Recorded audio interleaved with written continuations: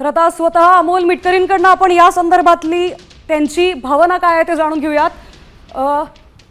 अमोलजी, आता विधान परिषदेवर तुम्हाला संधी दिली गेली नाहीये, तसंच झिशान सिद्दकी यांना संधी दिली गेली आहे, काय आपली प्रतिक्रिया यावरची?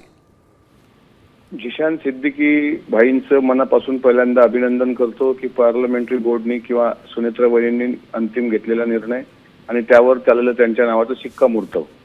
पण मी दुःख या गोष्टीचं व्यक्त करतो की मी त्या ती जागा माझीच खाली झालेली आहे अर्थातच, पण जर झिशान भाईंना किंवा इतर कुणाला द्यायचं होतं आणि आज दादा असते ना असं जर सगळा प्रसंग असता तर दादांनी एखादा फोन तरी करून विचारलं असतं की या वेळेस तुम्हाला थांबावं लागेल, एक वेळेस तुम्हाला संधी दिलेली आहे, आता यावेळेस आम्ही झिशान सिद्दीकींना संधी देत आहोत।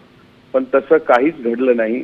शेवटपर्यंत मी वाट बघितली की फोन तरी येईल, विश्वासात तरी घेतला जाईल, पण हे वेदनादायी आहे। कारण मी तिथे रुलिंग आहे, म्हणजे अजूनही 14 मे पर्यंत माझी आमदारकीची टर्म कायम आहे, म्हणजे मी आताही आमदारच आहे।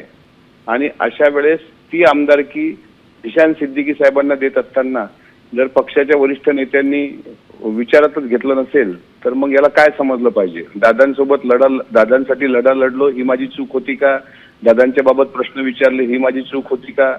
आणि दादांसाठी शेवटपर्यंत कायम राहिलो। आता अशा हजारो लाखो संधी येतील, जीवनात जातील, त्या दादांच्या चरणावर ओवाळून टाकतो। निष्ठा पूर्वी होती, आधी या मरेपर्यंत देवाऱ्यातला देव कायम राहणार। पण अख्ख्या महाराष्ट्राने पाहिलं की पूर्ण विधिमंडळामध्ये प्रामाणिकपणे जेवढं लढता आलं तेवढं अजितदादांसाठी लढलो। ही जर चूक असेल याबाबत तर अशा चुका करण्याचा मला अभिमान राहील। पण या बाबतीतली खरंच झिशान सिद्दीकींचं अभिनंदन की त्यांना त्याबाबत पक्षांनी विधान परिषदेची संधी दिली। अमोलजी, तुम्ही म्हणालात की दादा असते तर कदाचित परिस्थिती वेगळी असू शकत होती, तर आत्ताच्या या पक्षाच्या निर्णयावर तुमचा नेमका रोष कोणावर आहे? कोणावर तुम्ही नेमके दुखावले गेलाय?